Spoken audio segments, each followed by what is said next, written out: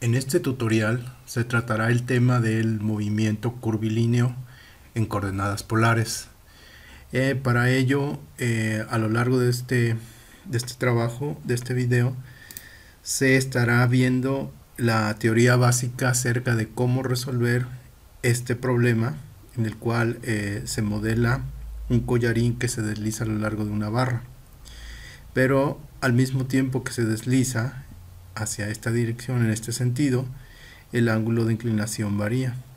Por lo tanto, se necesitan conceptos de movimiento radial y transversal que tiene que ver con el ángulo. Al final se calculará la velocidad y aceleración de este collarín utilizando el programa GeoGebra. Ahora vamos a empezar un poco de la teoría básica. Este es el libro Byron Johnston y nos dice en esta sección 11.14 el tema de las componentes radiales y transversales. En este sentido vamos a comentar un poco acerca de cómo se trabajan estas ecuaciones y después ver una forma que un servidor tiene de interpretarlas un poco diferentes, pero al final se llega al mismo resultado. Aquí, ¿qué es lo importante de visualizar? Que esta partícula P desarrolla una trayectoria curvilínea y está posicionada precisamente por un radio vector. Por lo tanto, esto implica el concepto de coordenadas polares. En este sentido, ¿qué es lo que se tiene? Bueno, surge la necesidad de poder trabajar con dos vectores unitarios. Un vector unitario que sería el radial y el otro vector unitario, el transversal, que está siempre a 90 grados, así como lo muestra la figura. Aquí lo importante es poder hacer una analogía entre este vector unitario R, podría compararse con el vector unitario I en coordenadas rectangulares, que indica la dirección en X, y este vector unitario transversal podría compararse con el J, o la parte vertical de un eje cartesiano. Para poder imaginarnos cómo se pudiera trabajar con este. Ahora, aquí pues nos dice algo sobre la modelación del eje radial, del eje transversal, algunas expresiones de la derivada del eje radial, del vector unitario del eje radial cuando varía el ángulo, y la otra cuando el vector unitario transversal varía con el ángulo, nos da esta expresión. Después menciona la regla de la cadena, conceptos de cálculo, y de ahí da las siguientes expresiones. Ahí, como bien se sabe, se utiliza el punto para denotar que es una variación con respecto al tiempo. Después se procede a desarrollar ciertas expresiones para poder llegar a la expresión de la velocidad en su componente radial y transversal, sucesivamente la aceleración en su componente radial y transversal, y después poder modelar otro tipo de problemas, o el tipo de problema con el que vamos a estar trabajando. Ahora, como les había mencionado, aquí en este tutorial se va a hacer pues la explicación un poco diferente a lo que muestra el libro, tratando obviamente de que la persona que vea este video pues pueda entender adecuadamente lo que reflejan estos conceptos. Bueno, entonces aquí ya se había mencionado que en algunas ocasiones es más conveniente ubicar el movimiento de un objeto en coordenadas polares, es decir, una componente radial y una componente transversal. La transversal va a estar siempre referida al ángulo de inclinación. Entonces, aquí menciona lo siguiente: el radio vector o vector posición que varía con respecto al tiempo. Entonces el eje radial es positivo en el sentido en que aumenta RT, que quiere decir que esta parte será la positiva y en este caso esta parte será la negativa si es que está variando en este sentido. Ahora menciona aquí delta en T, teta en T, perdón, es el ángulo medido a partir de la parte positiva del eje X. Indica la dirección o línea de acción del vector del radio vector R. El ángulo, esta variación, que quiere decir que va el radio vector de aquí hacia acá, va a estar indicada por la variación precisamente de este ángulo teta en el tiempo. Dice, los ejes R teta forman un ángulo de 90 grados, como ya se había mencionado.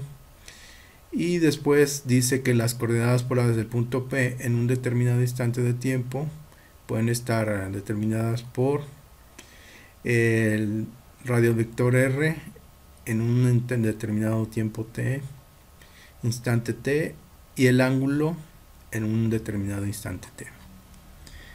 Ahora dice, como en todo movimiento curvilíneo, la velocidad de un objeto partícula es tangente a la trayectoria. Eso ya se ha estudiado en otros conceptos anteriores a esto, y eso lo menciona el libro de texto.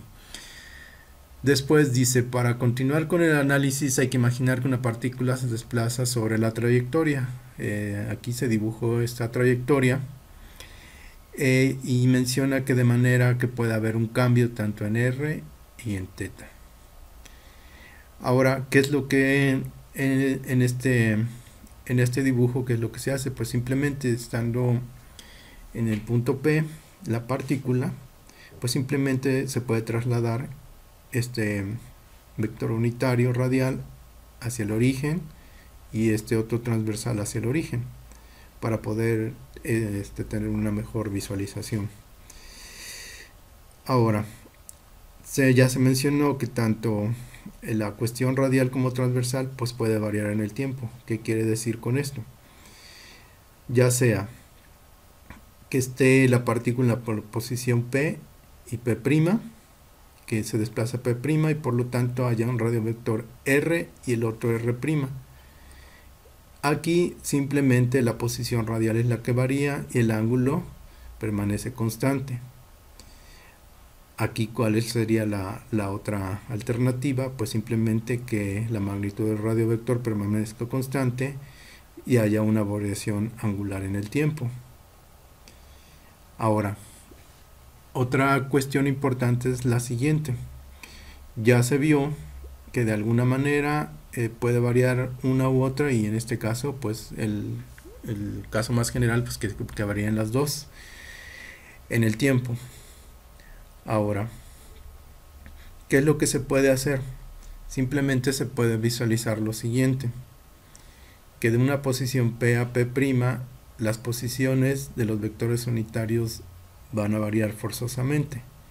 Ahora, si nosotros visualizáramos este punto P y P' superpuestos, podríamos visualizar lo siguiente. El vector unitario ER, digamos que en la posición P, y el otro ER' acá. Lo mismo el transversal original y el otro que ya recorrió cierta trayectoria.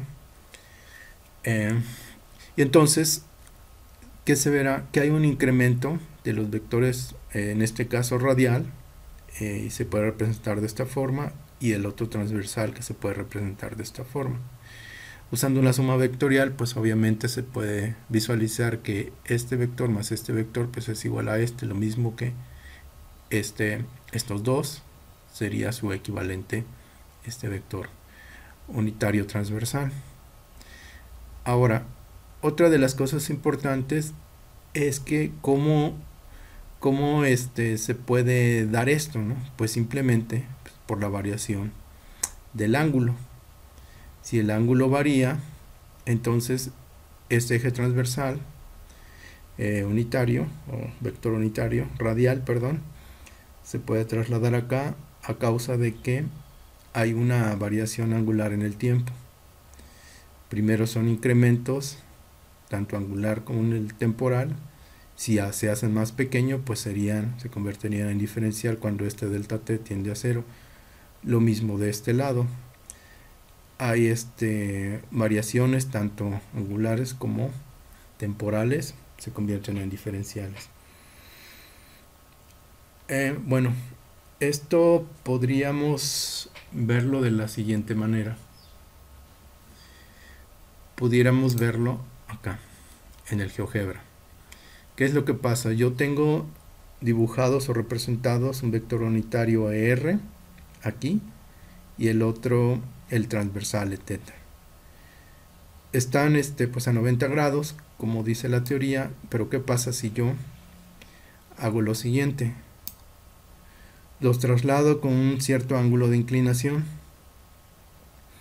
¿Y qué es lo que sucede? Vean, aquí tengo ER y el R', debido al movimiento de un ángulo o a la variación angular en el tiempo. Está el incremento radial y aquí está el incremento transversal. Acuérdense, este es transversal y este es transversal. ¿Qué es lo que se hizo en este diagrama? Pues simplemente esta variación, este delta R, se pasa al origen y lo puedo representar aquí. Esta variación transversal yo la traslado al origen y la puedo representar aquí. Ahora, observando lo siguiente, si ahora yo ese ángulo, esa variación, la hago más pequeña, ¿qué quiere decir? Este delta teta tiende a ser un diferencial de teta en el tiempo. Voy a notar lo siguiente, que trasladado acá va a tender a posicionarse sobre el eje transversal, vean, hacia allá, en tanto yo haga más pequeño y se va a posicionar, se va a posicionar en la parte positiva. ¿Qué es lo que pasa con el transversal? La variación o el delta teta se va a posicionar, pero en la parte negativa de ¿qué? Del radial. Vean, por ejemplo, para hacerlo un poco más parecido al del libro, yo lo varío esta parte del ángulo en el tiempo y me doy cuenta de que precisamente se va a posicionar sobre la parte positiva del transversal, radial sobre la parte positiva del transversal, y este transversal se va a posicionar sobre la parte negativa del radial. Esto es importante, ¿por qué? Porque la teoría nos va a decir algo, ¿no?